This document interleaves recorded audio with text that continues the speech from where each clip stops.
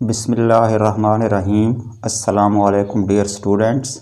आज हम नाइन्थ की मैथ का थ्योरम 12.1.1 करेंगे। इस थ्योरम की जो स्टेटमेंट है वो मैंने बोर्ड पे लिखी हुई भी है। स्टेटमेंट में वो कह रहा है कि any point on the right bisector of A line segment is equi distant from it's and points. तो आइए पहले हम इस स्टेटमेंट को समझ लेते हैं, फिर इस थ्योरम को सॉल्व करते हैं। इस स्टेटमेंट में वो जिक्र कर रहा है कि any point on the right bisector of A line segment. तो पहले तो ये देखते हैं कि लाइन सेगमेंट क्या होता है। लाइन सेगमेंट एक लाइन का टुकड़ा होता है, यानी एक पूरी लाइन तो इन्फिनिट जाती है दोनों साइड्स पर, तो उसका एक टुकड़ा काट लिया जाए जिसके दोनों एंड पॉइंट का हमें पता हो। लेट से ये पॉइंट उसका ए है और ये पॉइंट बी है, तो ये जो लाइन का टुकड़ा है ये लाइन सेगमेंट कहलाता है। अब इस लाइन सेगमेंट के ऊपर राइट बाइसेक्टर है, यानी एक पॉइंट है जो on the right bisector of line segment. इस लाइन सेगमेंट का राइट बाइसेक्टर क्या होता है? राइट का मतलब 90 डिग्री और बाइसेक्ट का मतलब हाफ ऑफ करना, यानी दो इक्वल पार्ट्स में डिवाइड करना।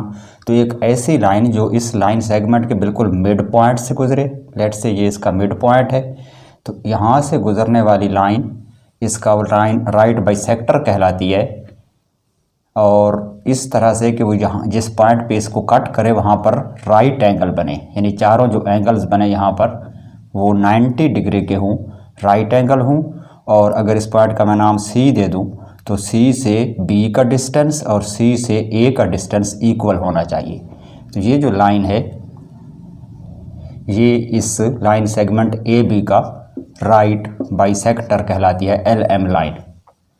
राइट बाइसेक्टर का दूसरे अल्फाज में मतलब यही है कि जिस पॉइंट पर वो सेगमेंट को कट करे वहाँ पर राइट एंगल्स बने 90 के, और बाइसेक्ट करे उस सेगमेंट को, लाइन सेगमेंट को, यानी दो इक्वल पार्ट्स में डिवाइड कर दे। तो ये तो हो गई लाइन सेगमेंट। अच्छा, इसमें वो कह रहा है कि any point on the right bisector. तो इसका ये जो राइट बाइसेक्टर है इसके ऊपर कहीं पर कोई सा पॉइंट होगा, तो उस पॉइंट को फिर हम आगे साबित करना है कि वो इक्वी डिस्टेंस है उसके एंड पॉइंट से। तो ये तो चंद बातें थी स्टेटमेंट के हवाले से। अब इसको प्रॉपर सॉल्व करना स्टार्ट करते हैं, लेकिन थ्योरम को स्टार्ट करने से पहले दो और चीज़ें हैं जिनका जानना बहुत ज़रूरी है, तो पहले उनको डिस्कस कर लेते हैं, फिर हम इस थ्योरम को बाकायदा सॉल्व करेंगे। इस थ्योरम को सॉल्व करते हुए हमें एक तो ट्रायंगल की कंग्रुएंसी की ज़रूरत पड़ेगी, और ट्रायंगल को कंग्रुएंट करने के लिए SAS पोस्टुलेट की ज़रूरत पड़ेगी। तो हम ये भी देखते हैं कि SAS पोस्टुलेट क्या है, और उससे पहले ये समझने की कोशिश करते हैं कि कंग्रुएंट ट्रायंगल्स होती क्या है। तो अगर दो ट्रायंगल्स इस तरह से हों, लेट से मैं एक ट्रायंगल में बना रहा हूँ ये वाली, जिसका मैं नाम लिख रहा हूँ ABC, और कोई सी एक और ट्रायंगल हो और ये कहलाती हो लेट से DE और F। तो अब देखें, ये देखने में बज़ाहिर दोनों एक जैसी लग रही हैं। तो कंग्रुएंट ट्रायंगल जो होती हैं, कंग्रुएंट ट्रायंगल ऐसी दो ट्रायंगल्स होती हैं जो बिल्कुल एक दूसरे के इक्वल भी हों और सिमिलर भी हों। अगर हम इस ट्रायंगल का नाम रखें ट्रायंगल ABC और उसका नाम रखें ट्रायंगल DEF, तो ये दोनों आपस में बिल्कुल इक्वल भी हों और सिमिलर भी हों, तो ये सिंबल है कंग्रुएंसी की। तो इसका मतलब होगा कि ये दोनों ट्रायंगल्स कंग्रुएंट हैं। तो कंग्रुएंट दो ट्रायंगल्स अगर होंगी तो उसका क्या मतलब है? अगर ये दोनों ट्रायंगल्स कंग्रुएंट हैं तो इसका मतलब ये है कि इस ट्रायंगल की तीनों साइडें उस ट्रायंगल की तीनों साइडों के इक्वल हैं, यानी कॉरस्पॉन्डिंग जो तीनों साइडें हैं। लेट से इसके नीचे वाली जो साइड है AB, उसकी कॉरस्पॉन्डिंग नीचे वाली साइड DE के इक्वल होगी, यानी हम लिखेंगे कि AB is congruent to DE। इसी तरह इसकी दूसरी साइड अगर हम ये ले लें AC, तो उसकी दूसरी साइड हो जाएगी DF, और AC जो है that will be congruent to DF। और जिसकी तीसरी साइड है उसका नाम अगर BC रख लें तो वो उसकी तीसरी साइड EF के कंग्रुएंट हो जाएगी, यानी इस ट्रायंगल की तीनों साइडें दूसरी ट्रायंगल की तीनों साइडों के बिल्कुल इक्वल होंगी। ये कब होगा? जब ये दोनों ट्रायंगल कंग्रुएंट होंगी, तो यानी इन दोनों ट्रायंगल के कंग्रुएंट होने का ये मतलब है। और सिर्फ साइडें नहीं, इन दोनों ट्रायंगल के ऑल एंगल्स भी इक्वल होंगे।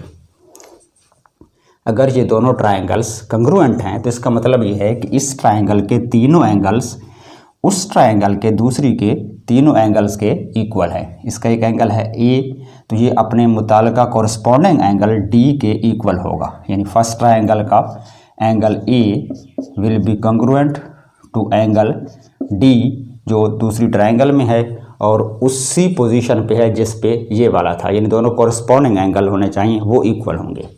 इसी तरह इसका जो सेकंड एंगल बी है वो इक्वल होगा दूसरी ट्रायंगल के सेकंड एंगल ई के साथ, यानी angle B will be equal to angle E. और जो थर्ड एंगल सी है ये दूसरी ट्रायंगल के थर्ड एंगल एफ के कंग्रुएंट होगा या इक्वल होगा। तो ये 6 चीज़ें दोनों ट्रायंगल्स में इक्वल होंगी अगर ये दोनों ट्रायंगल कंग्रुएंट हैं तो, यानी दो ट्रायंगल के कंग्रुएंट होने का ये मतलब है। अब यहाँ पर एक बात और जहन में रख लें कि ट्रायंगल की कंग्रुएंसी साबित करने के लिए पहले हम उनकी कॉरस्पॉन्डेंस लेते हैं। तो कॉरस्पॉन्डेंस लेते हुए आपने एक चीज़ का ख्याल रखना है कि जिस तरतीब से पहली ट्रायंगल का नाम लिखेंगे सेम उसी तरतीब से दूसरी ट्रायंगल का भी नाम रखेंगे। एक तो ट्रायंगल का जब भी नाम लिखते हैं पहले उसकी सिंबल डालते हैं, ये वाली सिंबल है ट्रायंगल की। तो ट्रायंगल ए बी सी, अगर यहाँ हमने इसका नाम इस तरह से लिखा है तो इसकी जब हम कॉरस्पॉन्डेंस लेंगे दूसरी ट्रायंगल के साथ तो इसको हमने स्टार्ट ए से किया है, फिर बी पर गए हैं, फिर सी पर गए हैं और फिर ए पर, यानी इस तरतीब से इसका नाम रखा है। तो दूसरी जो ट्रायंगल है उसको भी फिर डी ई एफ करेंगे, इसी तरतीब से इसका भी नाम रखेंगे ट्रायंगल डी ई एफ। ऐसा नहीं कर सकते कि इसका नाम तो हम ए बी सी रखें और इसका नाम कर दें डी एफ ई, तो ये कॉरस्पॉन्डिंग नहीं होगी, ये फिर कॉरस्पॉन्डिंग के उलट काम हो जाएगा। कॉरस्पॉन्डिंग से मुराद है कि अगर इसकी पहली साइड हमने ए बी ली है तो उसकी कॉरस्पॉन्डिंग साइड डी ई जो दूसरी ट्रायंगल में है वो पहले आने चाहिए। तो इस तरह से इनके नाम रखने हैं। उसके बाद इन दो ट्रायंगल को अगर हमें कंग्रुएंट प्रूफ करना पड़े तो उसके लिए हमारे पास एक तरीका है SAS पोस्टुलेट, जो आज हम इस थ्योरम में इस्तेमाल भी करेंगे। तो SAS पोस्टुलेट क्या कहता है? इस पोस्टुलेट में ये वो बता रहा है कि अगर किसी तरीके से इन दो ट्रायंगल्स की दी गई कॉरस्पॉन्डेंस में, यानी ये जो कॉरस्पॉन्डेंस हमने ली है इसमें अगर किसी तरीके से हम ये प्रूफ कर लें कि एक ट्रायंगल की दो साइडें और उनका इंक्लूडेड एंगल, यानी पहली ट्रायंगल की एक साइड फिर इसकी दूसरी साइड और उनके दरमियान वाला एंगल अपने कॉरस्पॉन्डिंग दूसरी ट्रायंगल की साइडें और एंगल के इक्वल है। मतलब ये कि इसकी ये वाली पहली साइड इसकी पहली साइड के इक्वल है, ये हम किसी तरह से साबित कर लें, दूसरी साइड दूसरी के इक्वल साबित कर लें और इन दो साइडों का दरमियानी एंगल इन दो साइडों के दरमियानी एंगल के इक्वल साबित हो जाए तो फिर मज़ीद किसी साइड या एंगल को इक्वल साबित करने की ज़रूरत नहीं है। यहाँ तक पहुँचने के बाद हम डायरेक्ट लिख सकते हैं कि दोनों ट्रायंगल्स कंग्रुएंट हैं और ये फार्मूला कहलाता है SAS पोस्टुलेट। यानी साइड ए बी जो इस ट्रायंगल की पहली साइड है ये अगर हम किसी तरह कंग्रुएंट साबित कर लें corresponding side of the second triangle DE। यहाँ पर एक और बात भी जहन नशीन कर लें कि जब भी आप साइड का नाम लिखेंगे तो उसके ऊपर इस तरह का ये लाइन सेगमेंट का साइन डालेंगे, क्योंकि ये साइड जो होती है लाइन सेगमेंट ही होता है, तो इसको नाम लिखने के लिए इसके ऊपर इस तरह की सिंबल डाली जाती है। अच्छा, इस ट्रायंगल की दूसरी साइड अगर हम ले लें लेट से AC, तो फिर इसकी भी दूसरी साइड DF होनी चाहिए और अगर किसी तरह से ये भी इक्वल प्रूफ हो जाए और इन दो साइडों का दरमियान वाला एंगल A ये अगर कंग्रुएंट हो जाए कॉरस्पॉन्डिंग एंगल D के जो कि सेकंड ट्रायंगल के अंदर है, तो ये तीन चीज़ें अगर इक्वल प्रूफ हो जाएं तो इसके फ़ौरन बाद हम डायरेक्ट लिख लेंगे कि सो ट्रायंगल ABC जो इधर कॉरस्पॉन्डेंस में लिखी थी वो कंग्रुएंट है ट्रायंगल DEF के। क्लियर? अच्छा, एंगल का नाम रखते हुए ये वाली सिंबल लिखनी होती है, ये भी ख्याल रखना है। और बाज़ों का एक पॉइंट पर एक से ज़्यादा एंगल भी बन रहे होते हैं, तो फिर जो हमारा मुताल्लिका एंगल होता है उसका पूरा नाम रखते हैं, उसके आर्म्स भी साथ मिलाते हैं। जिस तरह अगर ये एंगल A है तो इसका नाम हमने अभी तो सिर्फ यहाँ पर एंगल ए ही लिखा है, लेकिन अगर इसका हम एग्जैक्ट नाम लिखें तो हम सी से स्टार्ट करेंगे और एंगल सी ए बी करेंगे, सी ए बी, या इसका नाम हम एंगल बी ए सी भी कर सकते हैं। यानी दोनों सूरतों में पॉइंट ए जो है वो सेंटर में आना चाहिए जिस पर ये एंगल बन रहा है, और इसके जो दोनों आर्म्स हैं, एक आर्म बी की तरफ जा रहा है, दूसरा सी की तरफ जा रहा है, उनको उसके साइडों पे लिखेंगे। तो ये हो गया एंगल के नाम लिखने का तरीका, ये हो गया ट्राइंगल का नाम लिखने का तरीका, और ये हो गया साइड के नाम लिखने का तरीका। साइड के लिए ऊपर निशान, ट्राइंगल का निशान शुरू है, बाकायदा ट्राइंगल डालते हैं, और अगर एंगल ए बी सी लिख रहे होंगे तो यहाँ पर एंगल की सिंबल डालेंगे। क्लियर? तो ये तो चंद बातें थी जिनका समझना ज़रूरी था थ्योरम के लिए। आइए अब हम बाकायदा इस थ्योरम को स्टार्ट करते हैं। किसी भी थ्योरम को जब हम स्टार्ट करते हैं, सॉल्व करना शुरू करते हैं, तो उसकी स्टेटमेंट के बाद सबसे पहला जो काम होता है वो होता है फिगर ड्रा करने का। तो थ्योरम की जो फिगर होती है वो उस स्टेटमेंट के मुताबिक ड्रा की जाती है। इस स्टेटमेंट में जिक्र कर रहा है एक लाइन सेगमेंट का, और उसके ऊपर एक राइट बाइसेक्टर है। तो हम पहले एक लाइन सेगमेंट ड्रा करते हैं, बिल्कुल सीधी लाइन ड्रा करनी है, जिसका लेट से नाम हम रख देते हैं ए बी। तो ये ए बी एक लाइन सेगमेंट है। उसके बाद इसका राइट बाइसेक्टर ड्रा करना है। तो राइट बाइसेक्टर ज़ाहिर है जिसको सेंटर में से कट करेगा, तो इसका बिल्कुल सेंट्रल पॉइंट ले लें और उसका नाम सी रख दें, और उस पर परपेंडिकुलर ड्रा करें। परपेंडिकुलर मीन्स 90 का एंगल बनाने वाली लाइन। तो ये जो हमने परपेंडिकुलर ड्रा किया है, इसका नाम रख दें एल एम। ये जो एल एम है, ये इस लाइन सेगमेंट ए बी को पॉइंट सी पर इस तरह कट कर रहा है कि जो एंगल्स बन रहे हैं वो राइट हैं, और पॉइंट सी जो है ए बी का मिड पॉइंट है, या ए बी को इस लाइन एल एम ने दो इक्वल पार्ट्स में डिवाइड कर दिया है। यानी सी से बी का डिस्टेंस और सी से ए का डिस्टेंस बिल्कुल इक्वल है। तो दो इक्वल पार्ट में जो ये डिवाइड हो गई है, इसलिए ये इसका बाइसेक्टर भी है, और 90 का एंगल बन रहा है, तो राइट बाइसेक्टर है। उसके बाद वो स्टेटमेंट में कह रहा है कि any point on the right bisector. तो राइट बाइसेक्टर हमने एल एम ड्रा किया है, इसके ऊपर कोई सा और पॉइंट है, लेट से ये वाला वो पॉइंट है पी। तो पॉइंट पी एक ऐसा पॉइंट है जो इस राइट बाइसेक्टर के ऊपर है। आगे वो बताना ये है कि is equi distant from its and points. It's and points का मतलब ये जो हमारा लाइन सेगमेंट ए बी था, इसके एंड पॉइंट, एक एंड पॉइंट ए है, दूसरा एंड पॉइंट बी है। हमने प्रूफ करके ये देना है कि वो जो पॉइंट राइट बाइसेक्टर के ऊपर हमने लिया है पी, ये पी पॉइंट जितना इस ए एंड पॉइंट से दूर है, या जितना इसका डिस्टेंस है, सेम उतना ही डिस्टेंस पी का बी से है। यानी P point and points line segment के जो हैं ए और बी, उन दोनों से इक्वल डिस्टेंस पर है। यानी पी से ए का डिस्टेंस और पी से बी का डिस्टेंस बिल्कुल इक्वल है। ये चीज़ हमने प्रूफ करके देनी है, और जो चीज़ साबित करके देनी हो वो लिखी जाती है टू प्रूफ में, और उसके अलावा जितनी बातें उस स्टेटमेंट में बताई होती हैं वो सारी लिखी होती हैं गिवन में। तो फिगर के बाद सबसे पहला काम कि गिवन लिखते हैं। इसमें जो गिवन है वो ये सारी बातें जो हमने फिगर में भी बनाई हैं और इधर स्टेटमेंट में भी लिखी हुई हैं, ये सारी हम गिवन में लिख देंगे। तो एक तो लाइन सेगमेंट है हमारे पास ए बी। गिवन में हम क्या लिखेंगे? एक लाइन सेगमेंट ए बी है और एक परपेंडिकुलर एल एम लाइन जो है उसका राइट बाइसेक्टर है। तो इनको हम आसान अल्फाज में यूँ लिखते हैं कि एक लाइन है एल एम, और उसके ऊपर दोनों तरफ वाले एरो हेड लगाने हैं जो ये शो कर रहे हैं कि एल एम एक लाइन का नाम है। ये इंटरसेक्ट कर रही है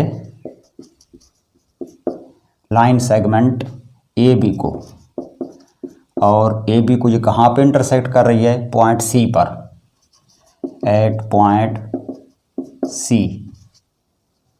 किस तरह कर रही है? सच दैट कि जो सी है वो मिड पॉइंट है, यानी सी से इस तरफ वाला लाइन का हिस्सा और इस तरफ वाला हिस्सा इक्वल है।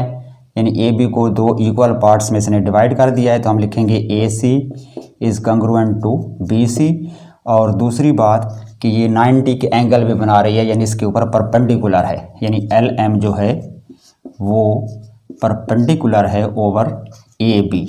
ये सिंबल परपेंडिकुलर की है या 90 डिग्री के एंगल की है। एंड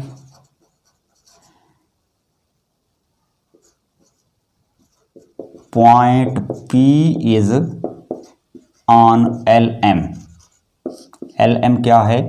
राइट बाइसेक्टर है, तो उसके ऊपर एक पॉइंट P भी मौजूद है। ये बात भी गिवन में लिखनी है। उसके बाद लिखना है टू प्रूव। तो टू प्रूव में वो चीज़ लिखी जाती है जो हमने साबित करके देनी होती है, या जो हमारा अल्टीमेट गोल होता है, जहाँ तक हमें पहुँचना होता है। तो इस थ्योरम में वो हमसे पूछ ये रहा है कि वो जो पॉइंट P है या कोई पॉइंट है राइट बाइसेक्टर के ऊपर, वो इक्वी डिस्टेंस है फ्रॉम इट्स एंड पॉइंट्स। तो इस लाइन सेगमेंट के जो एंड पॉइंट्स A और B हैं उनसे इक्वल फासले पर है P। तो हम इसको यूँ लिखते हैं कि P से जो A का डिस्टेंस है उसको लिख देते हैं PA। तो ये बिल्कुल इक्वल है, कंग्रुएंट है P से B का डिस्टेंस, जिसको करते हैं PB। तो ये हमारा टू प्रूव है, या ये चीज़ हमने साबित करनी है। टू प्रूव के बाद नेक्स्ट चीज़ होती है कंस्ट्रक्शन।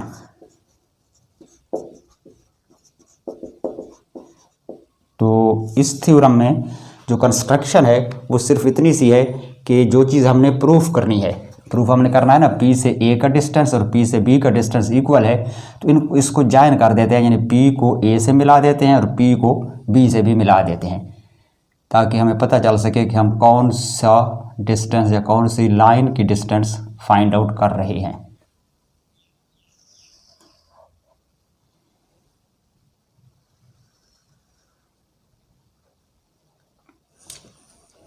तो कंस्ट्रक्शन में यहाँ पर वही बात लिखेंगे जो प्रोसेस हमने इधर फिगर में किया है, फिगर में जो इजाफा किया है वही कंस्ट्रक्शन होती है, और वो यहाँ बाकायदा लिख देंगे। तो हमने क्या किया है कि join P to A and B, यानी P को पॉइंट A और पॉइंट B से मिला दिया है। उसके बाद नेक्स्ट हेडिंग है प्रूफ की। इसमें स्टेटमेंट्स और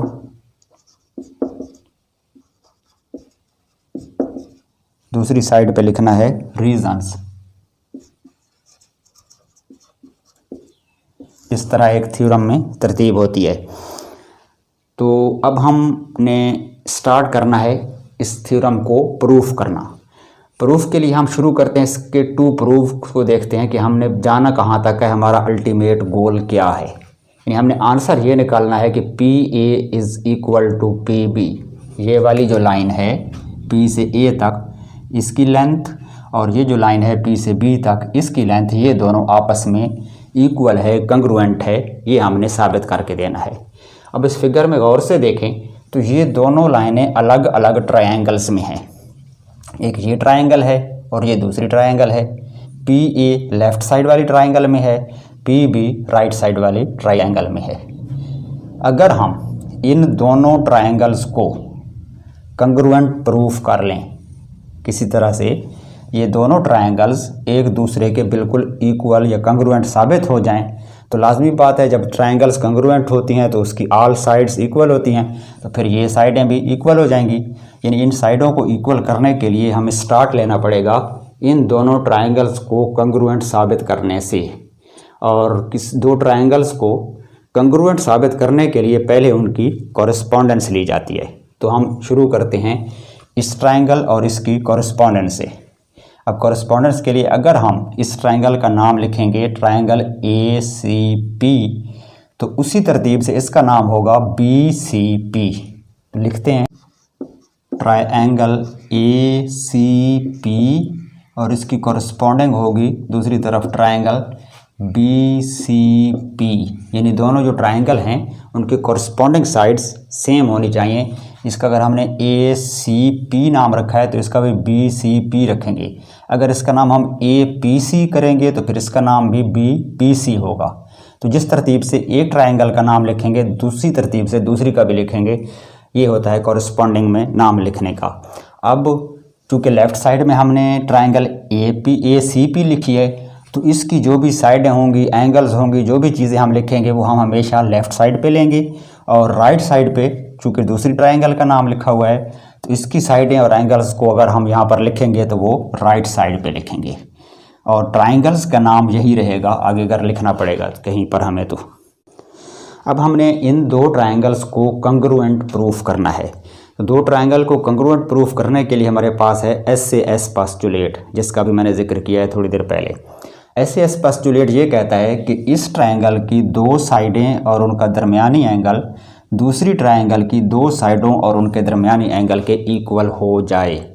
तो अब हम स्टार्ट करते हैं कि इस ट्रायंगल की कोई सी दो ऐसी साइडें ढूंढते हैं जो दूसरी ट्रायंगल की कॉरस्पॉन्डिंग साइड्स के इक्वल हों। तो एक साइड तो हमारे पास है AC, फिगर में देखें इस ट्रायंगल में एक साइड है A से लेकर C तक AC, और इसकी कॉरस्पॉन्डिंग साइड दूसरी ट्रायंगल में है BC, और ये दोनों कंग्रुएंट भी हैं, यानी AC इज़ कंग्रुएंट BC। अब ये कंग्रुएंट क्यों है इसकी हमें रीज़न देनी है, रीज़न में लिखना है बाकायदा कि ये दोनों साइडें आपस में कंग्रुएंट क्यों हैं। तो देखते हैं हमारे पास जो गिवन है उसमें यहाँ पर लिखा हुआ है कि AC is congruent to BC। क्यों? चूँकि LM जो था वो AB के मिड पॉइंट C से गुजरा था, यानी बाइसेक्टर है AB का, तो उसने AB को दो इक्वल पार्ट्स में डिवाइड कर दिया है। ये चीज़ चूँकि गिवन में लिखी हुई है तो जो चीज़ गिवन में लिखी हुई हो उसके लिए हम रीज़न गिवन करेंगे।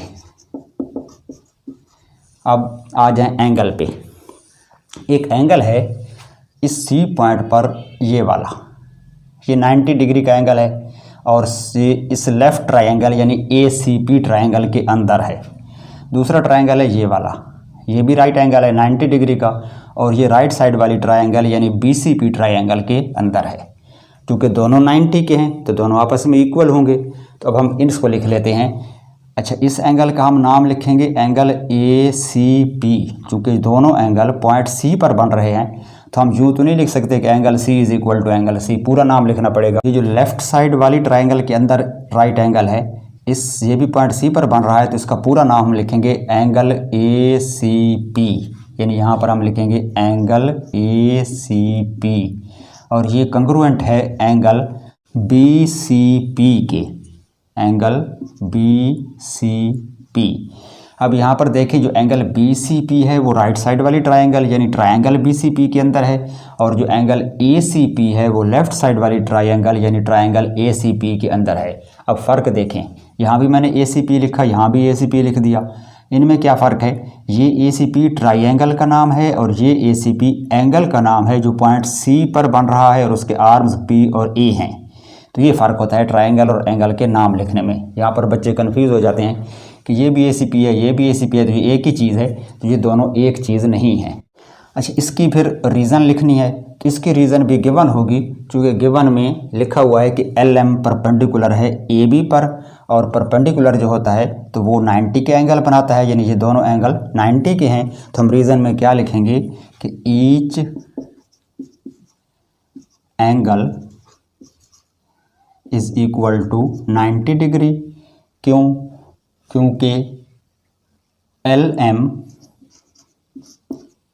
परपेंडिकुलर है AB पर और ये चीज़ गिवन में लिखी हुई है, तो इस वजह से एंगल ACP कंग्रुएंट हो गया एंगल BCP का। अब हम कहाँ तक पहुँचे कि जो ये पहली ट्रायंगल थी इसकी एक साइड और एक एंगल दूसरी ट्रायंगल के एक साइड और एक एंगल के इक्वल साबित हो गया। हम कर रहे थे SAS पोस्टुलेट। SAS पोस्टुलेट में साइड एंगल के बाद एक और साइड चाहिए। अब हम एक और साइड हमें ढूंढनी है जो इन दोनों ट्रायंगल्स में कंग्रुएंट है, और वो साइड है PC। PC को फिगर में ढूंढते हैं तो ये वाली साइड है P और C, ये जो साइड है, तो ये साइड दोनों ट्रायंगल्स में कॉमन है। अगर राइट साइड वाली ट्रायंगल को थोड़ी देर के लिए भूल जाएं तो PC इस ट्रायंगल का हिस्सा है, और अगर इस ट्रायंगल पे हाथ रख दें तो PC इस ट्रायंगल का हिस्सा है, यानी PC जो है वो दोनों ट्रायंगल्स में मौजूद है, और चूँकि एक ही लाइन है तो वो बिल्कुल इक्वल भी होगी। और इसकी रीज़न क्या लिखेंगे कि ये कॉमन है दोनों में।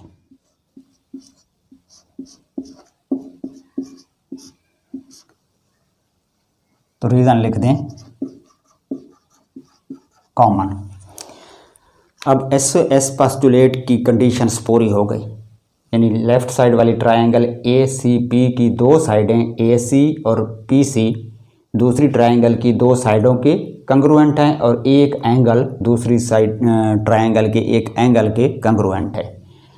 तो एस पोस्टुलेट भी यही कहता है कि एक ट्रायंगल की एक साइड और ये हो गई दूसरी साइड और उनका इंक्लूडेड एंगल ये वाला, ये बिल्कुल कंग्रुएंट हो गया है दूसरी ट्रायंगल की एक साइड और दूसरी साइड और उसके दरमियानी एंगल इसके। तो एस पोस्टुलेट के मुताबिक अब हम लिख सकते हैं कि वो दो ट्रायंगल जिनकी हमने कॉरेस्पॉन्डेंस ली थी वो आपस में कंग्रुएंट हैं। तो यहाँ लिखेंगे triangle A C P is congruent to the triangle B C P, और इसकी रीज़न होगी एस पोस्टुलेट। अब साबित हो गया कि ये जो दोनों ट्रायंगल्स हैं ये बिल्कुल आपस में कंग्रुएंट हैं, बराबर हैं हर लिहाज से। जब दो ट्रायंगल्स कंग्रुएंट हों तो उनकी ऑल साइड्स इक्वल होती हैं। मतलब ये है कि दो ट्रायंगल्स अगर कंग्रुएंट हैं तो एक ट्रायंगल की तीनों साइडें दूसरी ट्रायंगल की तीनों साइडों के इक्वल होंगी। जब तीनों साइडें इक्वल होंगी तो जो दो साइडें हमें चाहिए थी वो भी इक्वल होंगी, यानी इस ट्रायंगल की ये जो साइड थी ये बिल्कुल इक्वल हो जाएगी इस ट्रायंगल की इस साइड के। तो इसका नाम क्या था, पी ए, और ये बिल्कुल कंग्रुएंट हो गई दूसरी ट्रायंगल की कॉरस्पॉन्डिंग साइड पी बी के। और इसकी रीज़न क्या लिखेंगे कि दोनों ट्रायंगल्स कंग्रुएंट हैं, या पूरी लिख लें corresponding sides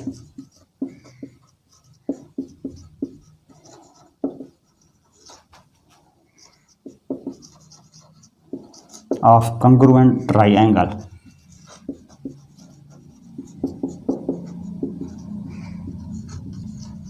corresponding sides of congruent triangle। और यही वो अल्टीमेट गोल था जिस तक हमने पहुंचना था, यानी हमें जो प्रूफ करना था जो चीज़ वो था P A is congruent to P B, और वो आंसर यहाँ पर हमारे पास आ गया है कि पी ए कंग्रुएंट है पी बी के। जब टू प्रूफ वाली स्टेटमेंट तक पहुँच जाए तो थ्योरम ख़त्म हो जाता है। तो यहाँ पर हमारा ये थ्योरम कंप्लीट हो गया। आज हमने थ्योरम 12.1.1 कर दिया। नेक्स्ट टाइम इंशाल्लाह अगले थ्योरम के साथ हाज़िर होंगे। तब तक के लिए इजाज़त, खुदा हाफिज़।